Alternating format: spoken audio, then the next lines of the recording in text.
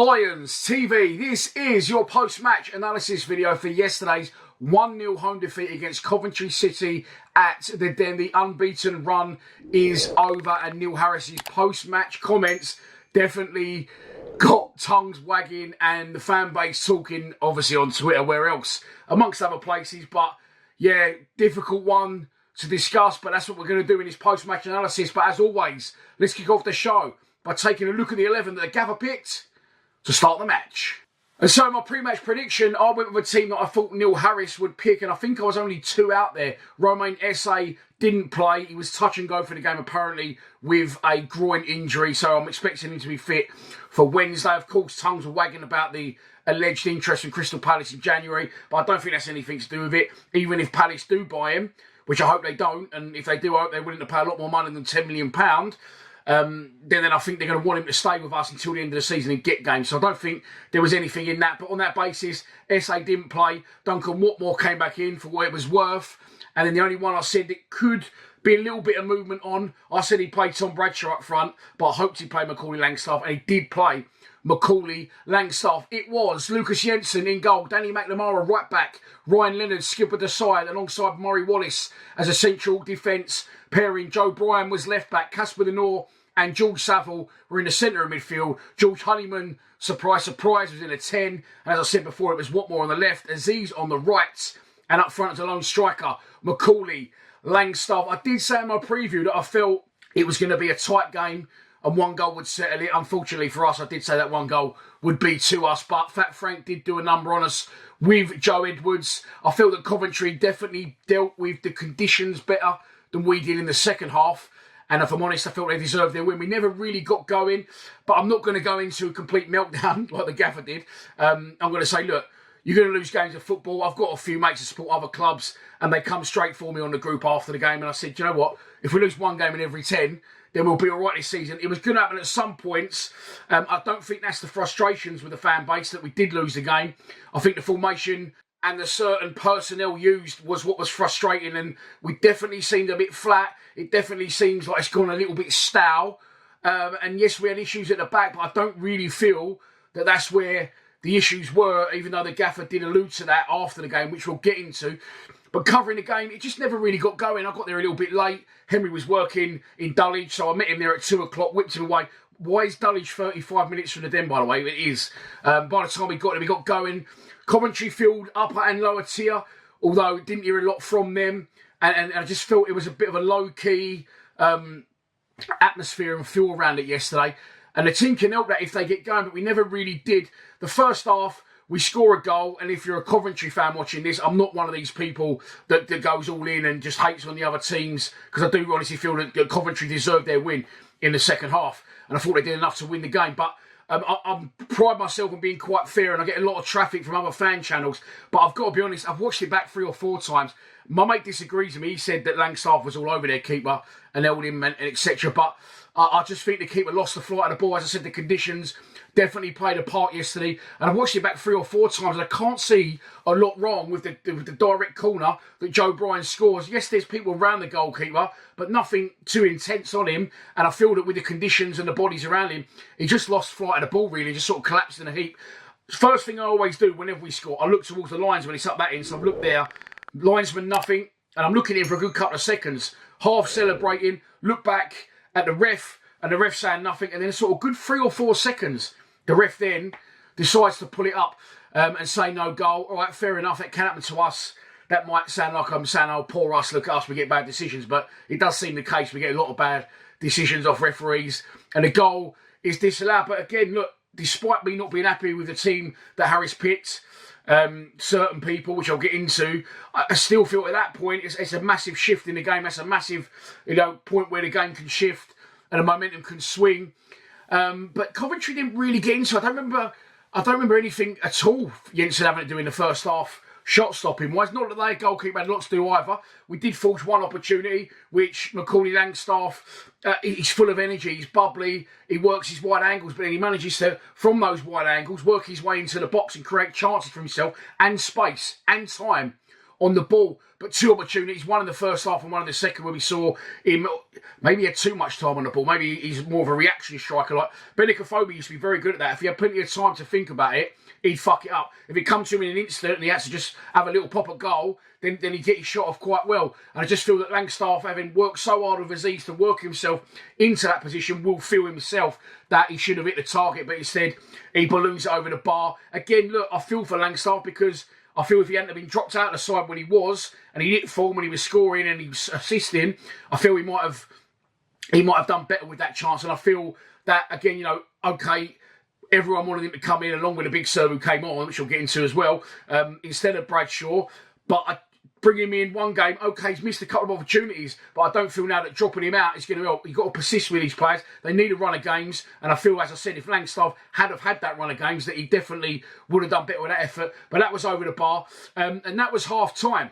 Moving into the second half, shooting towards the cold blow lane. Always expect us, and I always say in the live streams, I think, you know, we'll get more at them in this second half. We did it under Rowett as well. It's obviously the way, you know, the coin toss goes, and we always try and shoot towards the away fans in the first half and shoot towards the cold blow in the second. But again, in the second, we just didn't really get going, and Macaulay Langstaff forges another great opportunity for himself, which I was right behind it, you know, I like to say. That's what she said. I was right behind it.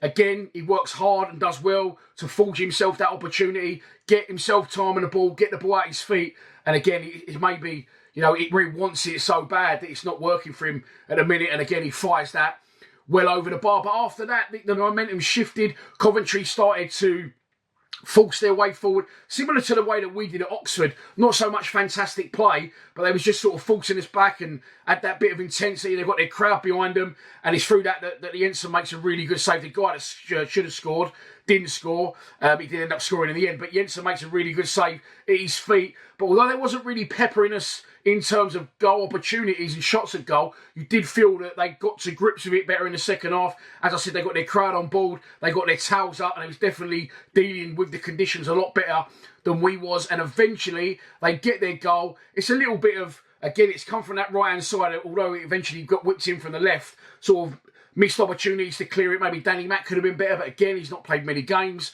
so I'm not going to dig him out. And they clip one to the back post. It's a good ball to the back post, and it's a good finish fighting off the underside of the bar. And at that point, now you're thinking, right, 20 minutes to go. We need to make changes. Now, I'm going to say that the changes were there. They was already lined up. Ivanovic and Amaku were lined up to come on before that goal had gone in. So for those saying, why does Harris do this? Why does he wait for us to go behind to then react and then bring on subs? The substitutions are already there waiting to come on. And they was literally both standing by the side of the pitch, Ivanovic and Amaku, when the goal went in. So those subs were already happening. So it was a shame. And then you get Amaku and you get Ivanovic, which have had massive calls from the fans to play more. But again, look, if you play Ivanovic and you play Amaku especially, I think will do well. I'm not so sure and sold on Ivanovic yet, although I hope he does get into it. But if they play 4 or 5 games, make no mistake, we'll all be going, why are these two playing? Why is not Bradshaw playing? Why is not so-and-so playing? So we've got to, bear with it a little bit and understand that Neil Harris sees these players a lot during training, during the week, and he gets a lot more and a better look at them than we do. But then Amaku comes on along with Ivanovic, and the Ivanovic one potentially, and I don't think Harris trusts him. I've said that before. I do understand that. Just turned 20 years old, not been in English football too long. He needs time to settle. He needs games, and that's going to be looking like it's going to be difficult for him to get games, really, if I'm honest. Not sure he's at the front of Neil Harris's thinking. But Idemo Amaku, as soon as he come on, he is absolutely fearless. And I can back the gaffer a bit in the Ivanovic situation. But when it comes to Amaku, I just can't see what he can't see, if you see what I'm saying. Everyone can see it. He gets the ball, he's raw, he drives at defenders, he's willing to take people on, which also drags us up the pitch, creating chances. His final ball's not always there, but let's not forget, talking about games and players having a run and having the opportunity to have a good run on the side. We're seeing it now with Aziz. The more he plays, the better he gets. Having said that, I didn't think everything he tried come off yesterday, Aziz. However, again, similar to Amaku, if he's willing to take that responsibility and desire to get the opposition every time he gets the ball, fearless, regardless of if he fucks it up, he'll get the fans on his back. He doesn't care, he'll just try it again. And I like that about him. He's similar, Aziz and Amaku, they're similar in that sense. But I just can't see, like I said, what the gaffer can't see He has to have a starter, Maku. I don't buy into this, oh, he's not a starter. How do we know he's not a starter? Give him 10 starts. He's absolutely fearless and he's going to drag us up the pitch every time. And I don't want to dig individuals out yesterday, but I'm going to have to. Everyone was worried about Murray Wallace playing, and everyone's been worried about Sean Hutchinson playing. Listen, they're stalwarts, old school, professional, strong, and they'll get through the 1 or 2 or 3 games that they need to play. The bigger issue for me is not that who we didn't have at the back, but again, I'm going to keep saying it, and I'm getting to the point now I don't even feel that bad. George Honeyman is absolutely fucking useless. He is a terrible footballer, okay? I am nearly 45 years old. I can't see past the end of my own nose. I've got a torn rotator cuff in my shoulder, and I've got no kneecaps left. But if you put a dead ball down and said, mate, whip that into that area, I promise you I could do it every single time. I don't know why he can't do it.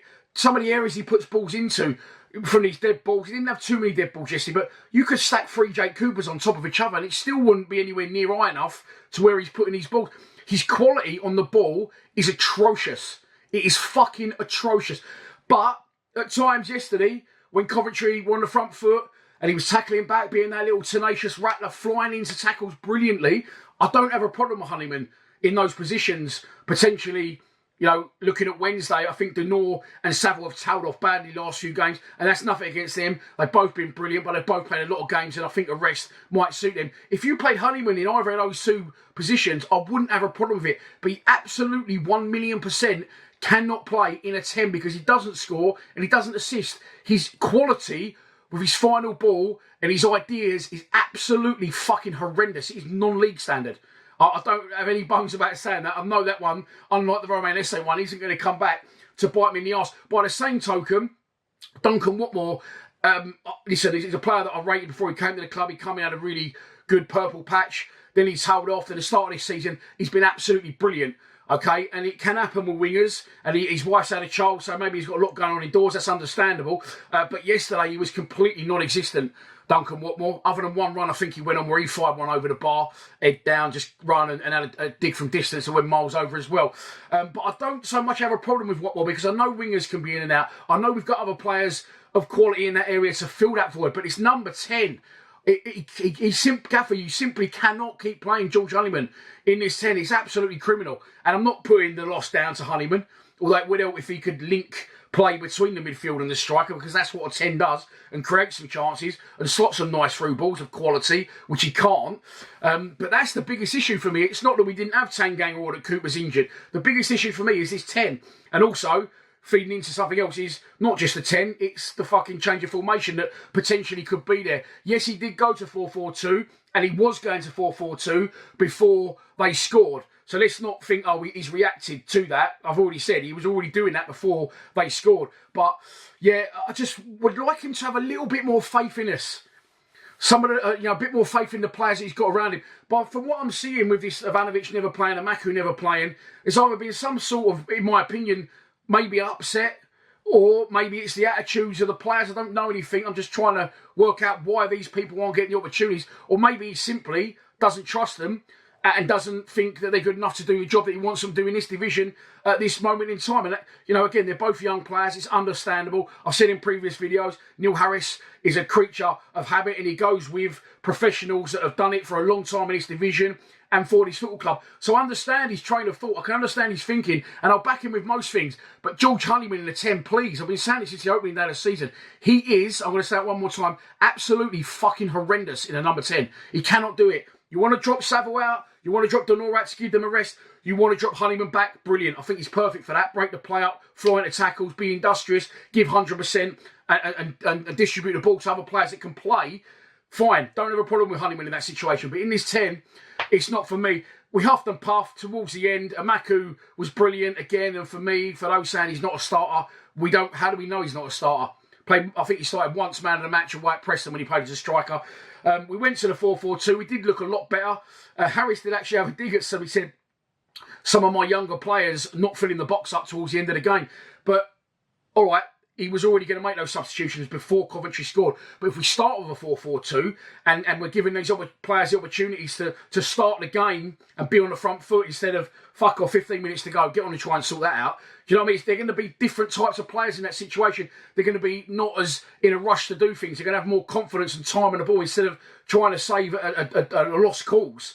I just think he's throwing them to the walls in the press, but also he's not helping him out himself by not giving him a fair crack of the whip. And it's going to be very interesting to see what he does on Wednesday, because if he starts George Honeyman in a 10 and plays one up front, then we're fucked, basically. I don't mind if he plays one up front. Don't have a problem with it. I wouldn't mind him seeing go to 4-4-2. I don't think he'll do it against Sheffield Wednesday, and that preview will be out tomorrow. But yeah, a very, very difficult one to swallow yesterday. It just was a low intensity. Pete said in his fan cam after the game, the players just look short. It does look very stale. They look very... They don't look like they're playing as a team. They don't look like a team that's unbeaten in 9. They don't look like a team that should be full of beans. The international break definitely killed us, and that stopping in play and then the Portsmouth game called off as well. It's definitely sort of caught up with the players, and I know the gaffer will make changes, like he has been 3-4 changes, but there's a certain 3 or 4 that he's not changing that I feel that he should, and potentially a change in formation as well. Look, you can play one up front, but you've got to get Maku in a starting position, along with Aziz on another wing, and I've said it before, and Esse in the 10, or whoever you like in the 10 out of those 3. Any of them 3 can play on any wing or in a centre, I don't care. And it's going to give us so much more energy, so much more intensity, so much more rawness, fearlessness going forward, attacking. And maybe we should try that against Sheffield United on Wednesday. We've got nothing to lose. The fans are on his back a bit, which I'm going to get onto now, because his post-match comments have set tongues wagging massively on social media. I'm surprised Richard Cowley posted it, really. I'm glad he did, because if I'd have done it, I'd have got accused of negativity and trying to ruin everyone's lives. But yeah, the gaffer's come out and he knows what's going to happen when he says what he said. But let's take a look at some of his comments. And here we go from the gaffer. That is where people have to get their heads out the clouds and realise how well we've done to achieve what we have so far and how tough it is for us as a group. Now, I can agree with Neil Harris here. I think that we need to understand where we are as a football club. I don't think it's a small club mentality to say, well, all right, what's going on here? Like, we've lost our first game in 10. And like I said at the top of the show, if we lose 1 in every 10, we'll be absolutely flying. Yes, we've only won 1 of our last 5. It's 3 draws and a loss out of our last 4 now. And as I said, it just feels like it's starting to tan off a little bit and needs a bit of freshening up. Maybe that'll come in January. But I'm totally behind Neil Harris and what he's done for this football club. Not just as a player, not just as the manager the first time round, but this time round where he come back last season, saved us. And as I said, from some point, whenever it was last season, only Leeds have got more points than us in the division. So you've got to take your hat off to him. But now I think that's sort of peaked a little bit. And for it to move forward from this point, I think changes need to be made. But I do understand why he gets frustrated. I've said it before. Listen, I'll sit here doing my shows, and a lot of people do Millwall shows, and he's probably thinking, what the fuck do you lot know? Shut the fuck up. Let me run the football club. I played X amount of games as a professional and for this football club. I'm the manager. I've done the business here many times before. I've come back this time and dug you out of shit. So get off my bollocks and don't get on my case. But where he goes on next is a little bit... Well, look, let's look into it. You miss Romain, you miss Jaffe, and you miss Jake Cooper. 3 players that probably get into any championship team. Just a reminder to people, the Thickos, that when you take the 3 best players out of the team, that this is Millwall Football Club. Okay, so he's saying we don't have strength in depth. He's saying we've missed Cooper, we've missed Tanganga, and we've missed Romain Esse. Romain Esse was a big miss yesterday, yes. Of course Tanganga is, and of course Cooper is. But our problems didn't lie at the back, in my opinion, yesterday. That wasn't the issue. We let in 1 goal. Coventry had 2 shots in the whole game. The issue was us going forward. So, as I said, Murray Wallace, in my book, I know I slag him off, and people slag Hutchinson off. They can come in, they can do a job for 1 or 2 games. That's not really the issue, Gaffer. The issue is okay, it's our first defeat in 10. We understand that. But I feel as a fan base that we all could see it was going that way. And that if we didn't change it and we didn't try and sort our forward thinking out and our lack of creativity and our lack of chances created, that this writing was on the wall. And that's what I don't think he's fully understood there. He's pointing towards that we're Millwall Football Club, small club mentality, really, is what he's saying, by saying, look, you know, you take these 3 players out, that's big for Millwall Football Club. But he was the one a couple of weeks ago saying, when we were sort of 7th, 8th, well, I think we can do better. I think we can be in this top 6. That's when we drew against Sunderland. He come out and said that. So I think he's dropped a bollock there a little bit. Oh, excuse the fucking innuendo, sorry. Yeah, I think he's made a mistake there a little bit. But the biggest thing now is calling the fans the Thickos. I get it. Listen, I say it sometimes. I said it in my preview. Listen to the fucking brainiacs out there not listening. I said that in my preview. But if you sit where I do, or even bigger, if you sit where Neil Harris does, you've got to expect you're going to get a little bit back. Now, this has massively divided the fan base. I've looked at it on Twitter. It's got so many comments. It's a joke. Not as many as I thought going for the gaffer. A lot of them saying, no, fucking make him right. And listen, I'll be honest, I make him right in terms of, let him do his job. I'm with him on that. But I think he's completely misinterpreted the situation of, we wasn't moaning, we understand we had Jaff out, we understand we got no Coops, and Romain Esse's missing for a game. The issue isn't here, Gaffer. For me, I don't want to keep scapegoating people, but for people like Watmore always get in, I scored a few goals at the start of the season, that's tailed off now. Why is Amaku not playing? For people like George Honeyman, who constantly play to a level which I wouldn't expect in League 2 of a number 10, if I'm honest. So I think he's missed the boat there. He's misinterpreted what our issues are. Our issues are with Millwall Football Club. You was the master at it. We saw it in your FA Cup runs down the years that if we get teams out of the den, we fucking go for the jugular. And again, switching it the other way, his argument might be, all right, we'll wait till Sheffield United on Wednesday. Look what happened against Leeds and look what happened against Burnley. So it's a difficult one to try and scope, but to call the fans Thickos, look, I'll be honest, don't bother me in the slightest. I fucking love it. I said this before, and I said it the other week when Steve Morrison used to go back at the fans, and people say, look, it's Neil Harris's ego. He's got a fucking ego, and that's why he said that. He's belittling us, he's looking down us. I don't agree. I think if he had an ego, he'd just look at the comments. Not that I've got an ego, but sometimes I look at my comments and go, fuck off, man, I don't even know you are. But you worry about what I'm doing. So in that sense, I think Neil Harris hasn't got an ego. I think he's looking at them comments, or he's hearing things getting shouted in from behind the dugout. There's a few wallies that sit behind there, by the way. But I think that he's going to say, if he's got an ego, yeah, whatever, mate. Fuck him, like, you know what I mean? You're irrelevant. But he's not doing that. He's saying, fucking this, and he's coming back. Okay, Thickos might have not been the best way to put it across, Gaffer, but I think in this instance, he's bothered by it, which is good because he is Millwall and he does really care about the club. But also, I think he's dropping down to a level and he's saying, well, okay, well, you want to have a fucking pop at me, mate? I'll have a pop at you. It's the best way to sort it out, really, in everyday life. Maybe not as a manager of a championship football club, but listen, we've all been there. You have a row, you mate. If you're two men, no, you're a fucking idiot, mate. No, you're wrong. No, fuck you. And then you get it out. You get it done. You have your row. You clear the air and you move on. But I'm very surprised Richard Cowley's posted that. I know the gaffer said it. I thought maybe Neil Harris afterwards might have gone, Rich, do us a favour, mate. Just drop that bit out. But he hasn't, and he's gone with it, and he's divided massive opinions amongst the fan base. The disappointing thing, I'll criticise him now. By doing what he's done, he's allowed the Thickos to come and fucking bury him on Twitter, which a lot of people who probably live in their mum's basement and have no life, but their glory is to get on their keyboard and fucking have a pop on Twitter. He's opened it up to them now to do so. So, yeah, it's a very controversial one. People saying he's under pressure, he's feeling it, he's not going to be here much longer. And I was surprised by his comments, but personally, don't really fucking bother me. He can call me what he likes and I'll call him what he likes, or, and vice versa. It's all hot air. We all care about the same thing. We're all working towards the same goal. We want the same things for the football club, and a little bit of tension, a little bit of passion, and a little bit of fuck you. No, fuck you. Sometimes can help clear the air a little bit. But look, that's your post-match analysis done. We do lose the game by 1-0. Our unbeaten run is over, and we look ahead to Sheffield United at home on Wednesday at the Den. There'll be a preview out for that tomorrow. Enjoy the rest of your Sunday. Please subscribe to Lions TV. Come on, you Lions.